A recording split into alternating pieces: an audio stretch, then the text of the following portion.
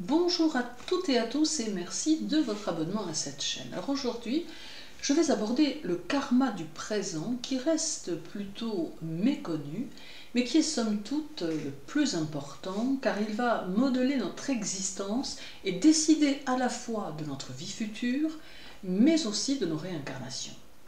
Le karma du présent fait partie intégrante de notre quotidien et nous y sommes tous soumis par les mots, les gestes, les pensées et les actes que nous posons. Aussi, et pour évoluer au mieux dans notre vie, pour nous réaliser et pour améliorer notre karma du présent, nous pouvons agir en suivant quelques principes simples, mais qui vous permettront de mieux vous sentir et d'alléger votre vie des souffrances que vous avez déjà connues. Néanmoins, changer sa façon de penser et d'être n'est pas une chose facile, tant cela demande un peu de travail sur soi. Et il est bien clair que de renoncer à cet effort intérieur reste le plus souvent la solution de facilité. La première chose est d'être à l'écoute constante de votre être intérieur, de votre intuition. Mais être à l'écoute de son intuition veut dire ne pas se laisser emporter par les émotions et savoir faire la différence entre vos désirs et vos intuitions. L'intuition ressemble à cette petite voix intérieure qui se manifeste lorsque vous en avez besoin et qui vous aide à faire tel ou tel choix sans que cela ne repose sur la rationalité que votre esprit vous impose. Votre esprit a toujours pour habitude de se limiter car il reste le reflet de ce que vous pensez de vous-même.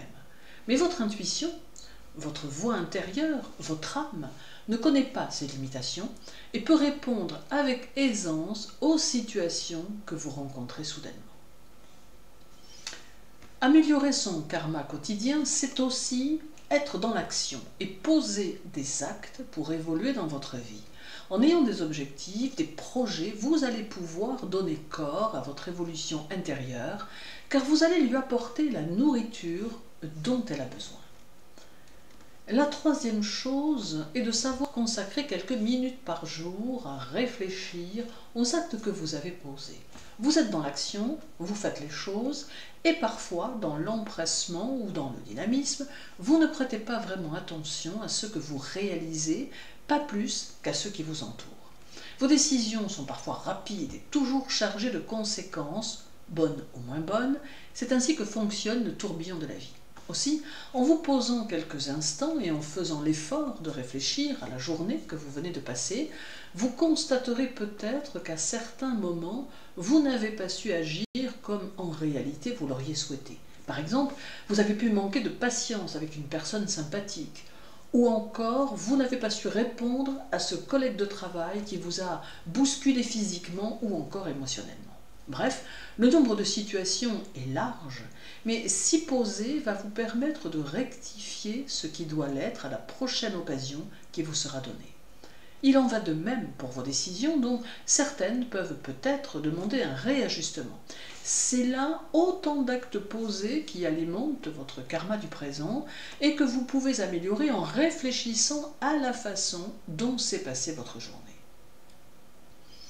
Un autre point important et qui a un impact non négligeable sur votre karma du présent, c'est la façon dont vous gérez vos problèmes, dont vous les assumez. Alors, pour évoluer dans un univers spirituel, il est important de régler tous les soucis qui se présentent afin d'obtenir la paix de l'esprit. Un ennui ne doit pas être occulté, car si tel est le cas, alors il reviendra plus fort et avec parfois des conséquences plus embêtantes dans votre vie en général. Il est donc important de prendre ces problèmes à bras-le-corps et de chercher une solution pour y répondre. Il ne faut pas non plus les ruminer, car en réalité, cela ne sert à rien, si ce n'est créer une énergie perturbante qui peut avoir pour effet de vous amener d'autres préoccupations qui vont s'enchaîner sans que vous ne puissiez rien y comprendre et rien y faire. Le cinquième point est d'apprendre à reconnaître ses erreurs, ses torts en toute simplicité et avec sincérité. L'erreur fait partie de notre existence et c'est d'ailleurs l'une des choses qui va nous faire évoluer. Accepter que l'on puisse s'être trompé reste une preuve d'intelligence, car cela signifie que l'on est ouvert aux échanges et que l'on reconnaît que l'on ne peut pas avoir la maîtrise sur tout. C'est aussi mettre en évidence que l'on est accessible à un changement d'idée et que l'on est prêt à recevoir ce qui n'a pas, ou à revoir ce qui n'a pas fonctionné. Le sixième point est de chercher à être une meilleure version de soi-même, être mieux que la personne que nous étions la semaine dernière. Mais cela ne devient possible que lorsque les 5 points précédents ont été appliqués et que nous tentons chaque jour de parfaire ce qui nous a semblé de moyenne qualité, tant dans nos agissements que dans nos pensées et nos actes. Il ne faut jamais oublier que ce que l'on pense, on le devient, ce que l'on ressent, on l'attire, et ce que l'on imagine, on le crée. D'où l'importance d'améliorer quotidiennement ce que nous sommes. Le 7e conseil à appliquer est de n'avoir aucune action pouvant nuire aux autres, pas plus que nous ne devons avoir de pensées négatives ou jalouses envers les autres. Cela implique que d'une manière fréquente, nous devons contrôler nos pensées. Porter un jugement de valeur sur autrui revient à ne pas lui accorder la possibilité d'être ce qu'il est et lui refuser une possible évolution. Chaque fois que vous pensez à quelqu'un d'une mauvaise façon, vous alourdissez votre propre karma. En réalité, une personne est ce qu'elle est et il ne nous appartient pas de la juger. Cela lui appartient. Car en agissant ainsi, vous créez un univers énergétique qui ne lui permet pas d'être confronté à son propre karma. Ses actes, ses pensées et sa façon d'être lui appartiennent et en intervenant, vous ne la laissez pas aller au bout de ce qu'elle doit être.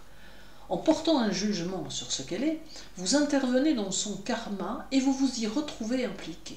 Ce n'est pas une notion facile à comprendre, dans la mesure où nous pensons que de traiter notre voisin de je ne sais quoi ne nuit à personne, surtout s'il ne l'entend pas. Et c'est là qu'existe l'erreur, car en réalité, tout n'est que vibration et à chaque pensée, vous émettez une vibration, mais celle-ci peut aussi avoir, attention, un effet boomerang. D'autre part, émettre des pensées négatives revient à émettre des vibrations négatives qui feront baisser vos propres vibrations. Ajoutons comme 8e conseil la disponibilité. En effet, il faut savoir être disponible pour les autres. Mais attention, car disponible ne veut pas dire faire les choses à leur place.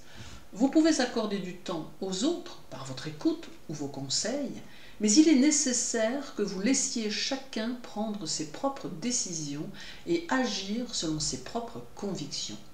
Il est aussi important de ne pas agir à la place de quelqu'un, car en faisant cela, vous apportez une note différente au chemin qui est le sien. Il faut bien comprendre que pour évoluer, nous devons aussi être dans l'action. Mais nos actions sont le reflet de qui nous sommes. Or, agir en lieu et place de quelqu'un vous fait apporter vos propres vibrations à une situation qui aurait dû être abordée par les vibrations de la personne qui est concernée. Votre rôle doit être celui éventuellement de conseil ou d'écoute, mais vous vous devez de ne pas intervenir au-delà de cela, car en agissant à la place de quelqu'un qui a pu même vous le demander, vous ne permettez pas à cette personne de faire l'expérience karmique, bonne ou mauvaise, qui lui appartient. Et de surcroît, vous accumulez des vibrations qui ne vous appartiennent pas et qui s'ajoutent à votre propre karma du présent. Car n'oubliez jamais que tout n'est que vibration. Puis, il y a encore la nécessité de se concentrer sur soi-même. Au final, ce n'est que le prolongement des 7e et 8e conseils, car en ne portant pas de jugement sur les autres et en restant à leur écoute, sans chercher à agir à leur place, on peut alors se concentrer sur ce que l'on a à faire. J'ai lu un jour une phrase qui pourrait totalement résumer cela. Elle disait « À trop collaborer au chantier de l'autre, on en oublie son propre jardin. » Rien n'est plus vrai. En consacrant trop de temps aux autres, même aux proches, et en agissant avec eux et pour eux, on ne peut pas faire avancer ses propres affaires. Or, l'objectif du karma du présent, ou du karma en général d'ailleurs, est d'être dans l'action et de faire avancer sa vie, de la construire aussi bien matériellement qu'intérieurement. Alors je sais que beaucoup racontent qu'il faut s'éloigner de l'aspect matériel de la vie parce que ce n'est pas spirituel. Mais c'est justement cet aspect matériel qui va nous permettre de nous construire intérieurement, et ce n'est pas une mauvaise chose que de vouloir évoluer matériellement dans une société qui de toute façon ne nous laisse pas le choix. Et comme le dit le Dalai Lama, il faut savoir accorder du temps à construire sa vie matérielle et consacrer l'autre moitié du temps à construire sa vie spirituelle. La 10e chose importante à dire est qu'il est essentiel de s'éloigner des personnes négatives, de celles qui se plaignent à chaque instant et qui ne comprennent pas que les problèmes qu'elles vivent viennent le plus souvent de leur comportement. Lorsque ces personnes font partie de vos relations sociales, il est plus facile de s'en éloigner que lorsqu'elles font partie de votre entourage proche. Aussi, et dans ce cas particulier, vous pouvez écouter ces plaintes, mais il demeure important que vous puissiez vous en éloigner émotionnellement, que leurs lamentations puissent glisser sur vous sans vous affecter, et c'est probablement ce qui peut être le plus délicat à accomplir. Car notre réflexe premier est de compatir, de vouloir protéger et de participer activement aux soucis de nos proches. Mais en vous laissant glisser sur la pente de leurs pensées négatives, inévitablement vous faites baisser vos propres vibrations et interférer avec votre évolution et votre karma. Il est donc suggéré de les écouter, de leur apporter conseil au besoin, mais de ne pas se laisser prendre dans le tourbillon inconfortable de leurs mauvaises pensées. Reste encore la nécessité de ne pas être indifférent à la souffrance des autres et de savoir faire preuve de compassion. Mais ici, il y a la difficulté d'être percuté de plein fouet par cette souffrance. Aussi, tout comme face aux personnes négatives, il est important d'être dans la compassion, mais de se protéger émotionnellement, car s'immerger dans la douleur des autres à l'excès, ou en d'autres termes, être une éponge, ne pourra que vous blesser et vous affecter profondément. Vous ne pourrez plus alors apporter un soutien concret car il sera empreint de cette souffrance. Et par là même, vous apporterez de la souffrance supplémentaire à votre âme, ne vous permettant pas de vous accomplir et de vous réaliser en tant qu'être. Et je crois que c'est ici une des choses qui reste le plus difficile à accomplir, savoir contrôler ses émotions tout en étant dans la compassion. Et je vais terminer par une chose importante que j'aurais peut-être dû positionner en tout premier, c'est la notion de respect de toute forme de vie, et cela au quotidien.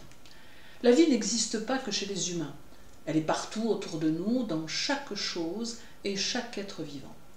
Aussi, votre karma du présent prend en compte votre façon d'être avec la vie d'une manière générale. Il est important de respecter la vie des autres, mais aussi celle des animaux ou encore des plantes. Chaque acte qui peut blesser la vie qui vous entoure affectera à terme votre propre existence d'une manière ou d'une autre. Car tout se respecte, même votre animal de compagnie, ou la vache qui paisse dans un pré, ou encore l'oiseau qui visite votre jardin, tout comme la plante que vous avez laissée mourir pendant vos vacances. La vie est partout. Et elle forme un tout qui est un équilibre. Et chaque fois que cet équilibre est rompu, vous affectez votre propre karma. Il est donc important d'y réfléchir et de ne plus détruire toute forme de vie qui existe autour de nous, de lui donner de la considération et d'accepter que même les animaux ont une âme et qu'ils sont capables de souffrir, tout comme nous, mais aussi de ressentir des sentiments. Respecter la vie sous toutes ses formes reste une chose essentielle que les guides spirituels nous enseignent. Merci à tous pour votre écoute. N'hésitez pas à laisser votre commentaire pour nous faire partager votre expérience. Je vous souhaite une très douce journée, une belle semaine, prenez soin de vous et à très bientôt.